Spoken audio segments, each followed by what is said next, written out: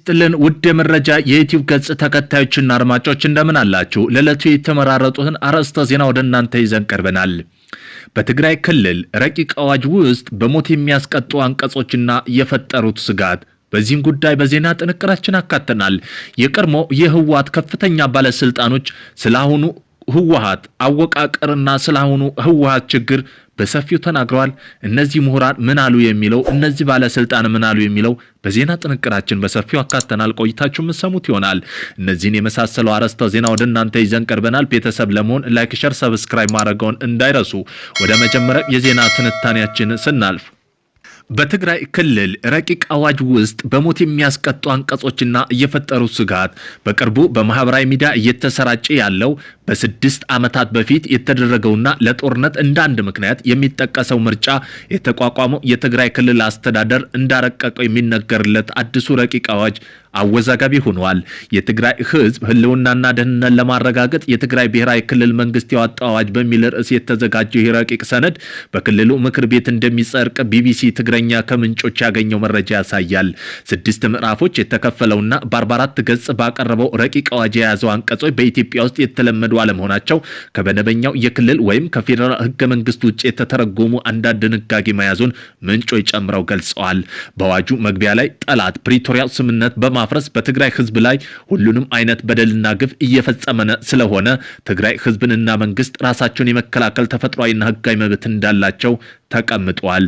ህወሓት በፕሪቶሪያ ስምምነት መሰረት የተቋቋመው የትግራይ ጊዜያዊ አስተዳደር ፈርሶ ከጦርነት በፊት የተመረጠው ምክር ቤት ከቷል። ይህም ከፌዴራል መንግስት ጋር ያለው ውጥረት አባብሶታል። ቢቢሲ ረቂቅ አዋጁ የያዛቸው ዝርዝር ጉዳዮችም ተመላክቷል። አስገዳጅ ብሔራዊ ጥሪ በረቂቅ አዋጁ የመጀመሪያው ክፍል አንቀጽ 5 ላይ እድሜና ጤና የሚፈቅድለት ማንኛውም የትግራይ ተወላጅ የክልሉ መንግስት የሚያቀርብለትን የክተት ጥሪ ተቀብሎ የመሳተፍ ብሔራዊ ግዴታ እንዳለበት ይገልጻል። በሶስተኛው ክፍል ደግሞ የወንጀል ተጠያቂነት የሚለው የረቂቅ ህጉ ስር ነው። በትግራይ ክልል ውስጥ ለመቀላቀል ወይም ለመዋጋት ፈቃደኛ ያልሆነ ማንኛውም ሰው በደጀን ወይም በግንባር ግዴታ እንዲፈጽም ጥሪ ቀርቦለት ያልተቀበለ ከሆነ ከ10 ሺህ እስከ 50 ሺህ ብር ተቀጥቶ ግዴታው እንዲፈጽም ይደረጋል ሲል ይደነግጋል። በዚህ ረገድ የሰራዊቱ ወይም የመንግስት እንቅስቃሴ ማጋለጥ፣ ህገወጥ የጦር መሳሪያ መያዝና ጥይትና ርችት መተኮስ እንዲሁም ለማምለጥ መሞከር፣ ከብሔራዊ ጥሪ ጋር አለመተባበር በስራትና በገንዘብ ቅጣት የሚያስቀጡ ድርጊቶች መካከሎች ናቸው። በሞት የሚያስቀጡ 7ቱ ድንጋጌዎች በአንቀጽ 29 እስከ 30 በተደነገገው መሰረት በተለይ በጦርነት ጊዜ በመሰረተ ልማት በህዝብና በመንግስት ተቋማት ላይ የሚደርስ ጉዳት ከጠላት ጋር መተባበር፣ በሚስጥር ማሽለክ በእስራትና በገንዘብ የሚያስቀጣ የተገለጸ ሆኖ ነገር ግን ድርጊቱ ሆን ተብሎ ከተፈጸመ እድሜ ልክ እስራት ወይም ሞት ሊያስቀጣ ይችላል። እንዲሁም እንቅስቃሴው በህዝብ ላይ አለመረጋጋት የሚፈጥር ከሆነ በህግና በህገ መንግስታዊ ስርዓት ወይም ባለስልጣን ወይም በትግራይ ሰራዊት ላይ ጉዳት ማድረስ የእድሜ ልክ ጽኑ እስራት ወይም እስከ ሞት ሊያስቀጣ የሚችል ወንጀል ሆኖ ሰፍሯል። እንዲሁም ከውጭ መንግስት ጋር በመተባበር ትግራይ ሉዓላዊነት አደጋ ላይ የሚጥል ድርጊት መፈጸም እንደ ድርጊቱ አይነት ከባድ ከሆነ እስከ ሞት ድረስ የሚያስቀጣ እንደሆነ ተገልጿል። በሌላ አንቀጽ 44 ላይ የተገለጸው ደግሞ እስከ ሞት ቅጣት የሚያደርሰው ወንጀል ከጠላት ጋር ኢኮኖሚ ትብብር በማድረግ ወይም መመካከር የሚለው ነው። የጦርና የዘር ማጥፋት ወንጀሎች በትግራይ ህዝብ ወይም በተወሰነ የትግራይ ማህበረሰብ ላይ ሆን ተብሎ እንዲፈጸም የተቀሰቀሰ ትዕዛዝ የሰጠም ሆነ በራሱ ለመፈጸም የተንቀሳቀሰ በእድሜ ልክ እስራት ወይም እስከ ሞት የሚያደርስ ይቀጣል። ረቂቅ ህጉ ይህም በተለያዩ መንገዶች ይገልጽ ሲል አስፍሮ ከነዚህ ውስጥ ረሃብ ወይም መድኃኒት እንደ ጦርነት መሳሪያ መጠቀም ወይም የጥንት ቅርሶችን የአምልኮ ቦታዎች ሆን ተብሎ ማውደም በሞት የሚያስቀጡ ድርጊቶች መካከል ተከተዋል። የመገናኛ ብዙሃን የሚመለከቱ አንቀጾች የመስዋዕትነት ክብር ማሳነስ፣ ተዋጊዎችን ቤተሰቦቻቸውን ክብር መንካት፣ በተለይ የተደራጀ ሚዲያ ቅስቀሳ ከሆነ እስከ 15 ዓመት የሚያደርስ ጽኑ እስራት ያስቀጣል። በተጨማሪም በትግራይ ሆነ በትግራይ ውጭ ትግል የሚተች ሰውን ወደ ትግል እንዳይገባ የሚያበረታታ ትግሉን የሚቃወም ማንኛውም ሰው እስከ 5 ዓመት የሚደርስ እስራት እንደሚቀጣ ይገልጻል። የቢሲ ምንጮች ከፕሬስ ነጻ ጋር በተያያዘና በክልሉ በተለይ በማህበራዊ ሚዲያ የመገናኛ ነጻነት ለማፈን ጥቅም ላይ ሊውል ይችላል በሚል ስጋት አላቸው። በዚህ ምዕራፍ ሌላኛው የወንጀለኞች ዝርዝር ተካተዋል። በተለይ ከ3 እስከ 10 ዓመት የሚደርስ ቅጣት የሚጣልበት ማህበረሰብ ውስጥ ሽብር ሊያስከትሉ የሚችሉ ወሬዎችና ሐሰተኛ መረጃ መንዛት ይገኙበታል። ሌላው አነጋጋሪ ድንጋጌ አንቀጽ 48 በትግራይ ሰራዊት ላይ ማንኛውም መንግስት ፕሮፓጋንዳ ማካሄድ ሆን ተብሎ ከጠላት ጋር በመተባበር ሆን ተብሎ እንዲጠቀም ማድረግ፣ የትግራይ ተወላጆችን ለጠላት መመልመል፣ የትግራይ ጦርነት እንዲዳከም ማሳነስ፣ ማበረታታት የእድሜ ልክ እስራት ወይም ሞት የሚያስቀጣ ወንጀል ነው። ከዚህ ጋር በተያያዘ ሌላው ሞት የሚያስቀጣ ወንጀል ተቀጣጣይ ፈንጅ ያፈነዳ፣ አደጋው ሰው ከሞተ፣ በህይወትና በአካባቢ ከፍተኛ ውድመት ካደረገ፣ ከተዛመተ በሚል ይገኝበታል። በተጨማሪም የትግራይ ጸጥታ ኃይሎች የሚቀመጡበትን ምግብ ወይም ውሃ መመረዝ እስከ 15 ዓመት የሚያደርስ እስራት የሚያስቀጣ መሆኑን ተጠቅሷል። ድርጊቱ በሰዎች ላይ የሞት አደጋ የሚያስከትል ከሆነ እድሜ ልክ እስራት ወይም የሞት ቅጣት ሊጣልበት እንደሚችል ተገልጿል።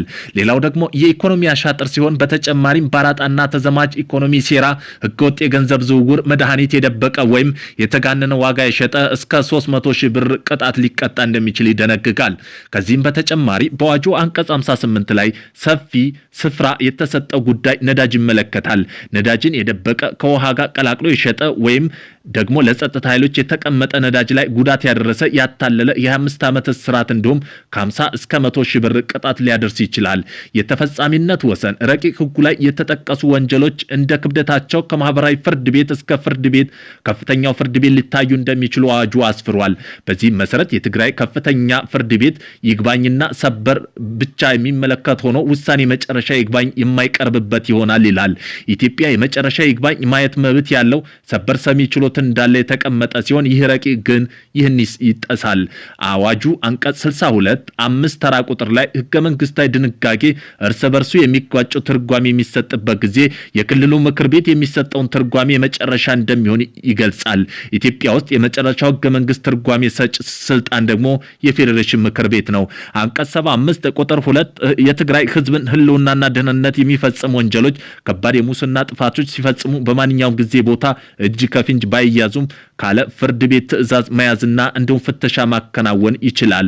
ይህ አዋጅ ክፍል ለብዙዎቹ ስጋት የፈጠረ ሲሆን ታጣቂዎች ያለ ፍርድ ቤት ትዕዛዝ ማንኛውም ዜጋ ለማሰርና ለማዋከብ ይጠቀሙበት ይችላል የሚል ስጋት ፈጥሯል። የአዋጁ ተፈጻሚነት የሚመለከት የተቀመጠው ሌላ ክፍል ደግሞ ተፈጻሚነቱ በዚህ አዋጅ አንቀጽ 35 እና እስከ 45 በተደነገጉ ወንጀሎች ከጥቅምት 24 2013 ጀምሮ ተግባራዊ ሊሆን ይችላል ተብሏል። እነዚህ አንቀጾች ወደ ኋላ ሄደው የሚፈጽሙ ሲሆን እጅግ ከባድና የሞት ቅጣት የያዙ ናቸው ተብሏል። እነዚህ ሰዎች ሳይወገዱ የትግራይ ህዝብ ሰላም አያገኝም አሉ አቶ ጌታቸው ረዳ። አቶ ጌታቸው ረዳ በትግራይ ክልል ያለው ወቅታዊ የፖለቲካ ሁኔታ በተመለከተ በህወሓት አመራሮች ላይ ጠንከር ያለ ትችት ሰንዝረዋል።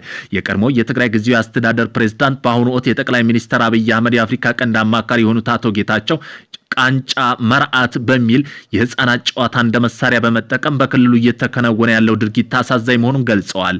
ቃንጫ መርዓት የተባለው ህፃን ጨዋታ ህፃን እንኳን ሲያርጉ የሚያቆሙት እነዚህ የተወሰኑ ደናቁርትና ዛሬም እያላገጡ ደጋግመውታል ሲሉ ገልጸውታል። እንሳቅ ወይስ እናልቅስ? እነዚህ ሳይወገዱ የትግራይ ህዝብ ሰላም አያገኝም ሲሉ አቶ ጌታቸው ረዳ በማህበራዊ ገጻቸው ባሰፈሩ ጽሁፍ ከፍተኛ ቁጭቱን ገልጸዋል። አቶ ጌታቸው ረዳ ንግግር በክልል አመራር መካከል ያለው ጥልቅ ልዩነት የፖለቲካ ሽኩቻ ይብለጥ የሚያሳይ ሆኖ ተገኝቷል።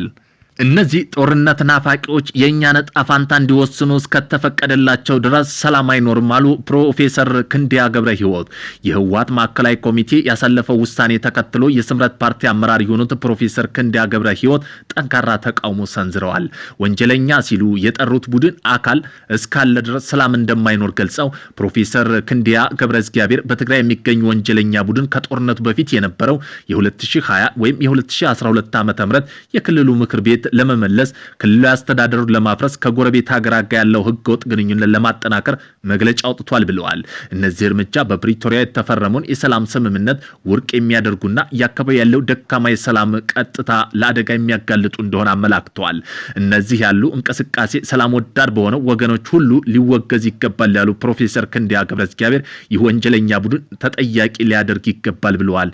እነዚህ ጦርነት ናፋቂ የኛ ነጣ ፋንታ እንዲወስኑ እስከተፈቀደላቸው ስለ ሰላም አይኖርም ሲሉ አስቀምጠዋል ተናግረዋል።